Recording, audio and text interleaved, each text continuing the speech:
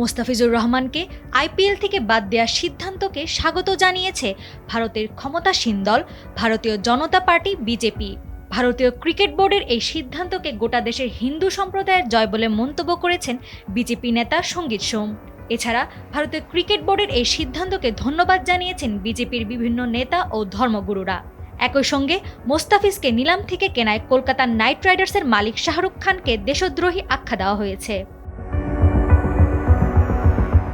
বেশ কয়েকদিন ধরে রাজনৈতিক ও ধর্মীয় নেতারা ভারতে আইপিএল থেকে মোস্তাফিজ সহ বাংলাদেশি খেলোয়াড়দের নিষিদ্ধ করার দাবি তুলেছিলেন। তাদের দাবির মুখে আজ কলকাতা নাইট রাইডার্সের এক আনুষ্ঠানিক বিজ্ঞপ্তিতে মোস্তাফিজুর রহমানকে বাদ দেওয়ার বিষয়টি নিশ্চিত করা হয়েছে। এ বিষয়ে মোস্তাফিজুর রহমান হতাশা প্রকাশ করেছেন, বলেছেন, ছেড়ে দিলে কি আর করার। বিসিসিআইয়ের এই সিদ্ধান্তে এখনও কোনো প্রতিক্রিয়া দেননি কলকাতা নাইট রাইডার্সের মালিক শাহরুখ খান।